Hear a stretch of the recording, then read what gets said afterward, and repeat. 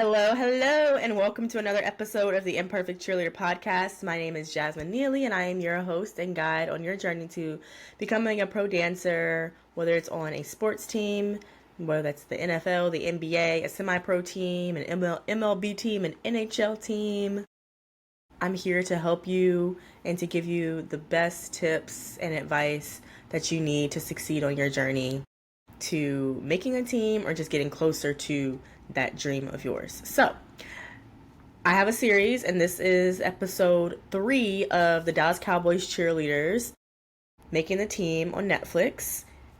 And I have been doing episode by episode breakdowns and recaps. And today I'm going to talk about episode 3. So, if you have a question about anything that's in the episode, anything that I talk about today or in previous podcast episodes, doesn't have to be about this series, then please send me a note. I want to answer questions live on my podcast from now on.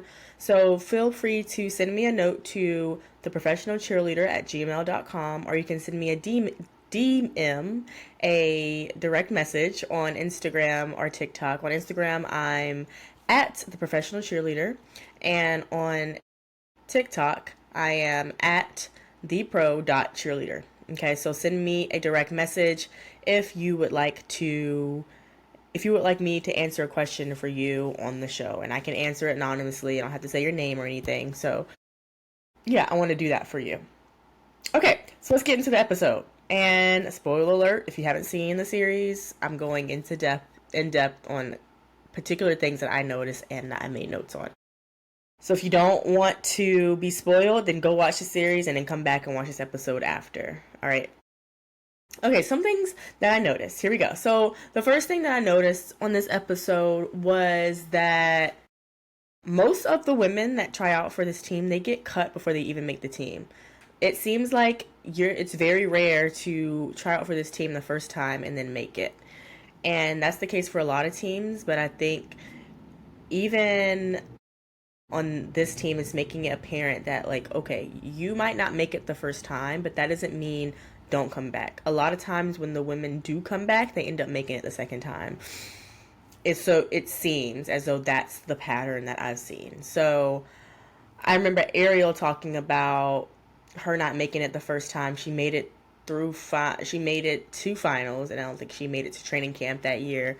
And I wonder why she didn't say why she got cut. I don't think she went into depth about why she got cut that season.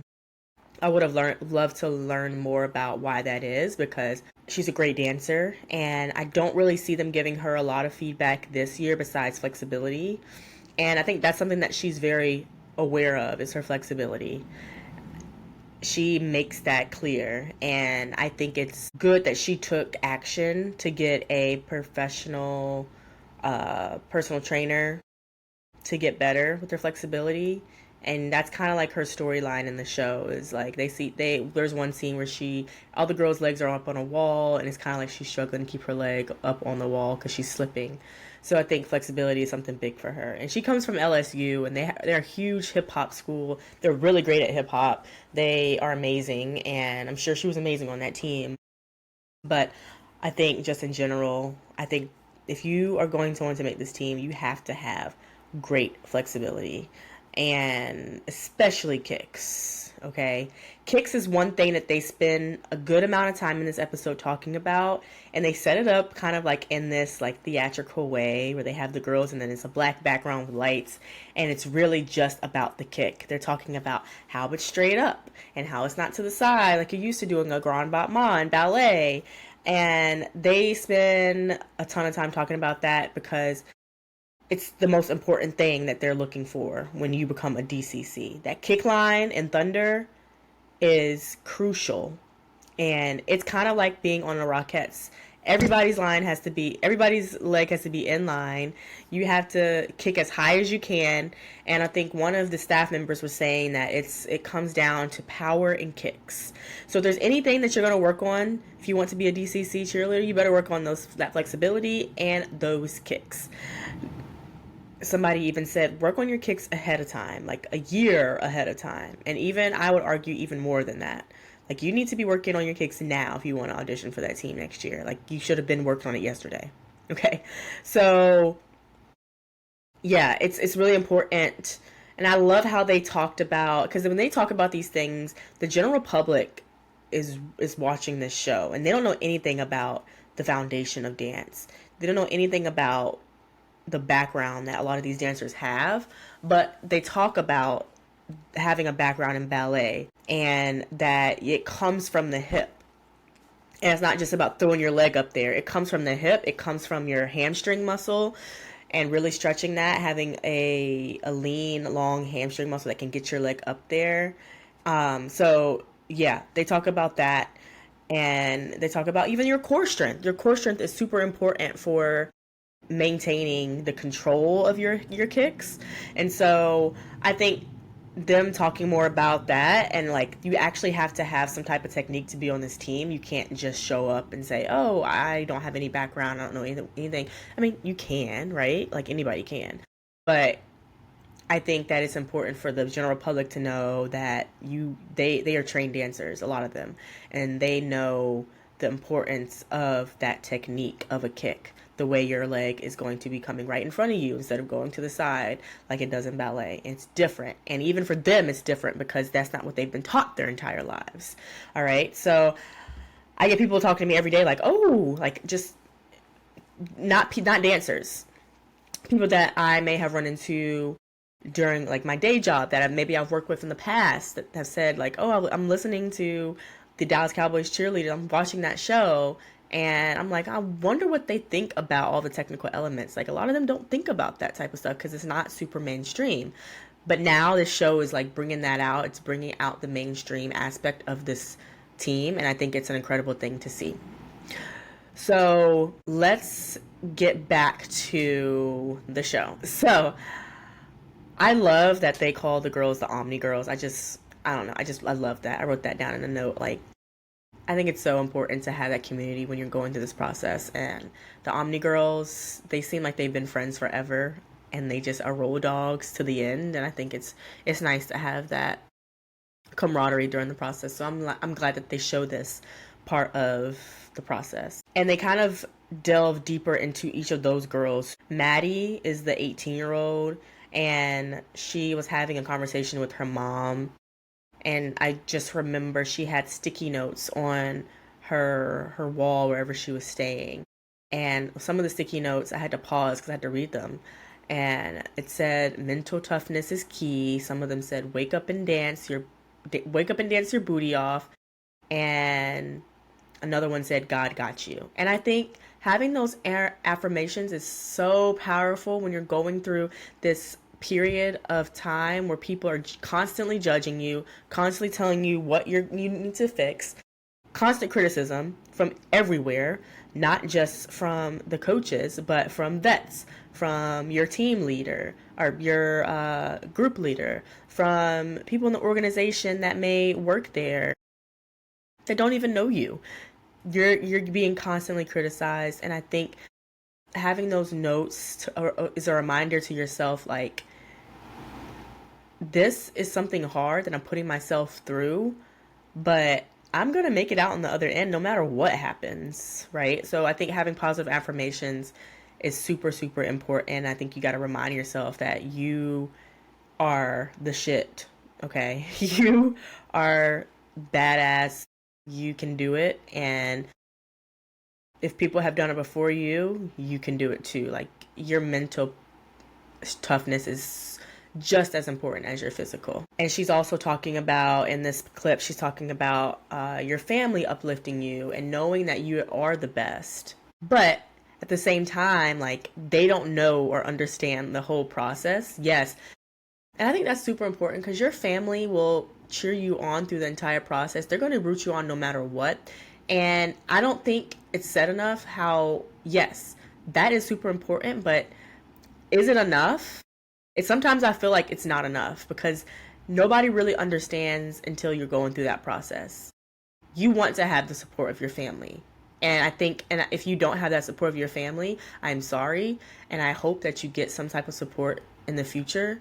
But that is super important to have whether or not it's your blood family or family that you've grown to know over the years through anything else in your life, I think that's important to have somebody by your side. But unless they go through the process, they don't really know how much it takes to go into it. And I think having that community of girls that can empathize with you in the process, and they know what it's like, they know the feelings that you're feeling, they know that you may be thinking things that they might be thinking, but nobody's going to say it, but you are thinking the same things, I think is a deep thing to just think about. Okay, so the next thing that I thought about was the tier system that Kelly and Judy have with the women on the team, and how it's based off of how they scored in finals, but also how they scored throughout training camp. And I love how transparent they are. They bring the women in and they sit them down if they're about to cut them or they need to have a conversation with them, and they're like, hey, this is where you stand based off finals and training camp, your number, blah blah blah. And props to them for doing that, because first of all, a lot of teams aren't transparent with that. You don't get feedback a lot sometimes. Some coaches just don't have the capacity to do that, and I think maybe the Dallas Cowboys has more resources for that to happen, more time. Obviously, they have a whole training camp, and yeah, there's going to be enough time to do that, but a lot of teams don't have that. So I think that sets up a model for other teams to follow by. But I don't necessarily know how I like the tiered system, how they have kind of like the people at the top and then the people at the bottom. It's very transparent, and I like that. So I think I like it more than I don't, but I still have to think about it. Kind of reminds me of the pyramid of like Dance Moms, if you've ever seen that show. And it's kind of just like putting the best person on the top and quote unquote not as the worst person at the bottom. Yeah, if you're a team, then you're all in it together. People have different strengths. Like there might be somebody that's really good at kicks at the top, but then somebody else that might be really good at splits or something like that. Like the way that the ranking is just kind of like mentally, it's a lot mentally sometimes, especially if you're at their bottom. You're kind of like, wow, I thought I've been doing great this whole time, and now I'm at the bottom of all these amazing dancers. I have to imagine that can mess with your mental at times. So yeah. Another thing that I noticed when they were trying to narrow down the girls was the way they were critiquing some of the women. So one thing I thought about was great expressions and how expressions can take you far. Abby, they say that she has trouble picking up choreography quickly, but she has great expressions and she can express through her face the dances, and so that can kind of outweigh, you know, her ability to pick up choreography quickly. Because we all know the more that you do classes, the more that you learn, the better you will be at picking up choreography quickly. Especially a style that's similar across the board with DCC and their dances and their style. They said that Paris, which is one of the girls that got cut pretty quickly, they said that her feet, she needs to work on her feet, which I don't know how I feel about that, because you can't really tell a lot of girls' feet in general, because they either have on tennis shoes or boots. So everybody's feet, yeah, you can point your foot in boots. It's definitely about what's the arch and the ankle, and in tennis shoes as well. But I don't know. I kind of feel like that was a cop-out just to give her a reason to let her go. I don't know how I feel about that, because everybody's feet's going to look the same in boots and tennis shoes. Maybe not. Maybe they saw something I didn't see. But anyway, it kind of goes back to just black girls in general and their feet. I grew up in a dance studio that was predominantly black, and constantly when we would go to competitions, the judges would always say they need to work on their feet, they need to work on their feet, they need to work on their feet. And so we started point. And that's when we started point. We had to make sure our feet had a better comment. We had to make sure that we could score higher with better feet. Technique in our feet, like better points. And I don't know if it's something that's in the black community where we have flat feet. I have flat feet, so I am the girl that needs to work on my feet. Like I was trying as hard as I could In dance class growing up, working on my feet and making sure my point can get to where it needs to be, and I can only do but so much. So I think it's just interesting, and I think that's something that they can tell a story about, is maybe like a mini sidebar or tangent about black girls and feet, because I think it's not just coming from this team in my experience. I think it's across the board that can be a topic of conversation, and why that's so. And maybe there's no correlation at all. I might be making it up, but I can totally relate to Paris and that comment, because I've heard it so many times just growing up and going to dance competitions myself. Savannah, they said that she looks tiny on the field, but there's nothing that she can do about that either. Like, maybe she can make her moves a little bit bigger, yeah, but I think Savannah was kind of one of those short girls. She was just short.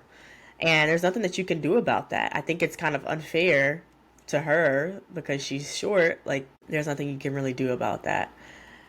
And it's so funny because Savannah and Jenna looked alike, and I think they called in Jenna, but they meant to call in Savannah. So I thought that was kind of funny that they did that. But they do actually look alike. I hope they don't take that the wrong way, because they're both beautiful and they do look similar. But I bet Jenna was kind of like, oh my goodness, what are they gonna say? She looked really nervous. So yeah. Make sure the staff gets that right, because I'm sure that's happened multiple times. Oh yeah, hello Steve Harvey and Miss Indonesia and Miss Brazil or something like that. That happened. So yeah, you got to be extra careful and making sure you choose the right people, because this is not life or death, but it's really big and important to these girls. So do they take all the vets back in training camp? Like, is that a thing? Do they not cut vets in training camp? Because it seems like, and maybe they have on the CMT show that I haven't really watched as much, but it seems like they tend to keep all the vets in training camp. Unless like something huge happens. I think I remember seeing a clip of a show where they did cut a vet because of something, like maybe she was always late or something. But yeah, it seems like they typically keep all the girls back for training camp that are vets.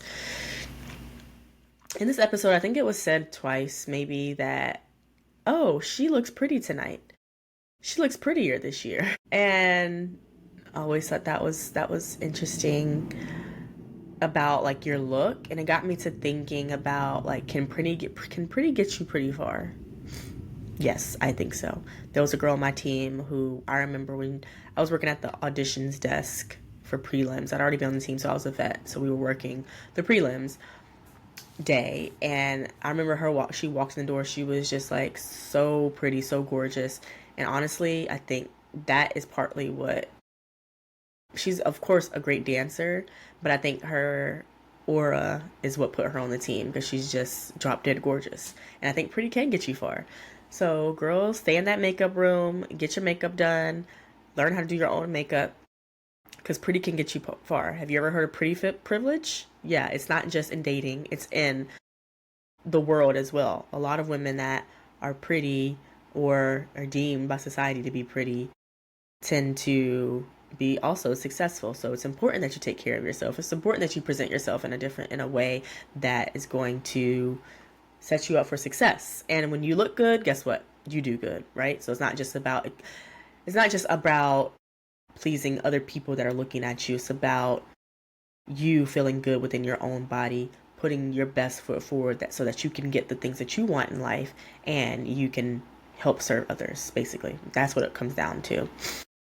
So on the flip side, Claire Marie, she was the Miss Missouri, and Kelly was kind of saying that, oh, she looks even older than she is, even though she's 24. They just don't like older girls. I'm just gonna say it. They don't like the older girls. They don't like the seasoned girls. Even though like I keep calling Claire Marie, she's younger, but Kelly was saying that she looks older, and that was like a bad thing. I think that's actually, what are the words? I don't know. I don't want to say terrible, but I think that's just perpetuating a stereotype that older women can't be like they lose their, I don't know, their youthfulness, or the way that they lose being pretty, they lose being deemed as beautiful if they're not young. And I think that, yeah, I think this team definitely skews younger. I do think that part of the reason why I didn't make this team is because I was older. And in the audition tape, you have to state your age. So, and maybe there's a reason for that. Maybe it's because they want women who are able to, that are still nimble and they can still move like they are coming straight out of college or straight out of high school. Who knows? But they do not, in my opinion, like older women over the age of, like, if you're trying out for the first time and you're maybe over the age of 28, then they likely, I don't think that that's, especially not 30. Like, I definitely couldn't try out for that team now. So, yeah. And also in this scene, Kelly was talking about what they're looking for, and the word she used was power, projection, precision, and strength. And all of those things have to come together for you to be deemed as like a higher scored woman for during this training camp. And then we get to talking about Dayton. And in my opinion, personally, I do not think that they should have put Dayton through to training camp. I don't think that they really saw her being on the team to begin with. And I think they could have listened to her mom and who said, you know, if you don't see Dayton being on the team, don't bring her to training camp. I do think that Dayton wants it, but like I said in my previous episode, how bad does she want it? Does she want it because she wants to prove her mom that she can do it, or does she want it because she actually wants this dream? And one thing I will point out is that as somebody who struggles sometimes with learning difficult choreography, it always helps to put yourself out in the front, and you can learn quicker because you have nothing else to look at but you and the choreographer. And I think like Abby and Dayton, they were deemed as some of the girls that didn't learn choreography as quickly. So I think if that's you, like me, I think putting yourself in the front, putting yourself out there so that you're seen and that you're focused, nothing else is distracting you. If you're sitting in the back, you see everything. You see the girl, you might see the girls talking, you might see the girl do a different move that's not the right move or a different count. And that is distracting. So if you can get in the front, I highly suggest that you do that if you want to learn quickly. Okay, so now back to Dayton. Yeah, I think them being loyal to Dayton's mom, I get that's a tough position to be in, but I think ultimately they made the best decision of letting her go, because it didn't seem like they were putting, and I think it's good to do this, they were putting her actual skills and ability and her thoughts from the vets, because the vets came in and gave their opinions. The vets were just validating what they had thought already about Dayton. And I think they needed that to justify cutting her at training camp.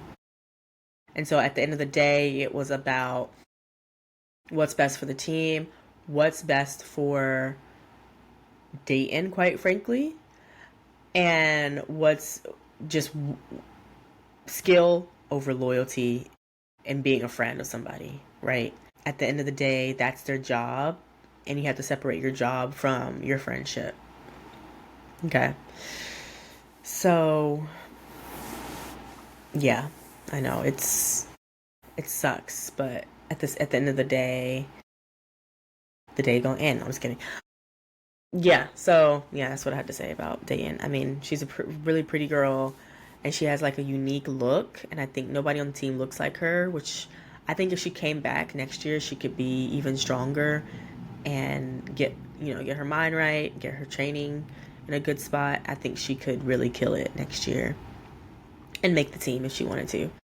But I think she has to really do some deep introspective work and find out if this is a team that she really wants to be in and why. Like, what is her why? Because it just can't be for her mom. It just can't be, in my opinion. Okay.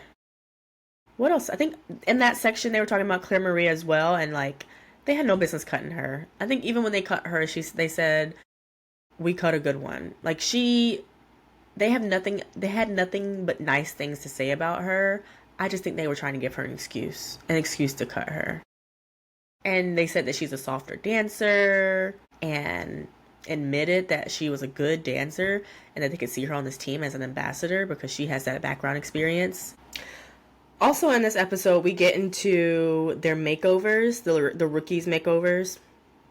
And I thought it was so cool how they're able to actually have somebody to do a black woman's hair. And I'm surprised that they haven't done that earlier. Like, they mentioned that it was 2020 before they had somebody that specialized in textured hair, meaning like kinky curly hair from somebody that's mixed or who is black or has a different type of textured hair. I wish that they would have educated the audience a little bit more on textured hair and everything that has to go into it. And I think Armani actually mentioned that in the black community, hair is such a big statement. And I wish that they would have gone a little bit deeper into that, into that story. But it would have been cool to educate the audience, just like we've educated the audience on ballet terms and kicks about differences in hair. So like the differences between a wig and a weave and a sew-in and a frontal and a U-part and all those things that people don't really understand about a black woman's hair, and how they can't just straighten it for a game. They can, but if you're on a football field and you're dancing away, your hair is going to curl up and it's going to look way different than it did when you first started that game, right? So I think that a lot of people don't realize that, and a lot of people don't understand why black women wear a lot of wigs and weaves. It's because that our hair can grow underneath it, and we don't have to worry about straightening and it frizzing up and all of that jazz. So I think it's important to know that black women's hair is long. Like it's just crinkled up, and the way that you make it long is you pull it out and you straighten it, and it's just like anybody else's hair. But having somebody come in and specialize in textured hair is huge, and I think it should have been talked about a little bit more. Now Armani sharing her alopecia journey. Ugh.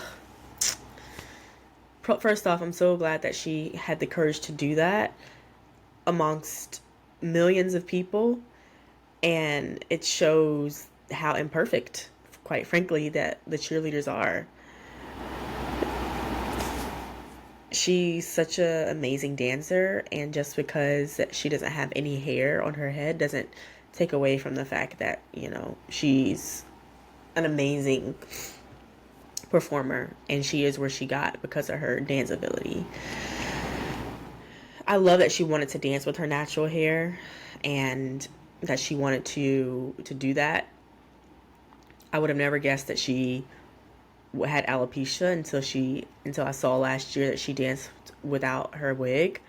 But I think especially for her, having somebody come in and specialize in textured hair and wigs and weaves, that was like just a game changer for her and the entire team, because even Ariel is benefiting off of that. I think a lot of things that happened in 2020 were politicized after all of the George Floyd protests and all of that, but I think a lot of good things came out of it, and I think this is one of them. So yeah, props to Armani, and props to her sharing her story, because I'm sure there's a little girl out there that may be going through the same thing, or even an adult woman that may be insecure about something but is getting the courage to do something that she wants to do or try out for this team or another team, regardless of what they have going on in their personal life and what insecurities or things that they might be dealing with inside. Now back to dating. First of all, I think them getting the group leaders' opinions was a smart idea. I think it shows their growth as leaders of the team, even though that, the group leaders, they're auditioning for the same team, but they're kind of like second command to the coaches. So I think that was a smart idea, and I like that they brought in their opinions. But can the staff handle Dayton leaving? I would love to see how that turned out with her mom and Kelly and Judy's relationship. I don't know. It depends. It'll depend on Shelly, but I don't think that it should. It shouldn't. It shouldn't depend on Shelly. It shouldn't depend on the mom. I think that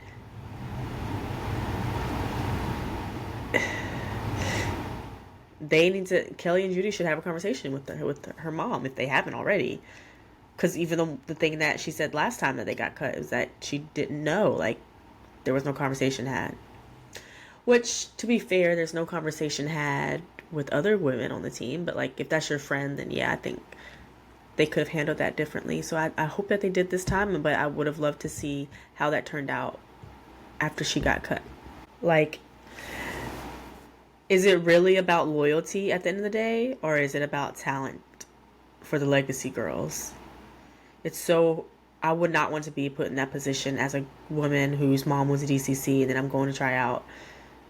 The pressure that comes with is just insurmountable, and I don't think that I could handle it. I would rather have the talent and try to win over the judges, the coaches with my own talent and my personality than be a legacy and try to have to like prove myself that way and have the pressures of my mom and the pressures of the organization because of who my mom is to make the team. That just comes with a whole different type of pressure. So Dayton, we're rooting for you, girl. Rooting for you. And I hope that you've found peace. I hope that if you do make the team this year, that it's something that you want to do. And I don't know you, but I am wishing you all the best and all of the great success in your dance career. So that's it for this episode of the Imperfect Cheerleader Podcast. And I will be back next week to give you a rundown of episode number 4. We're almost there to episode 7. I think episode 7 is the last episode. So stay tuned and bye for now.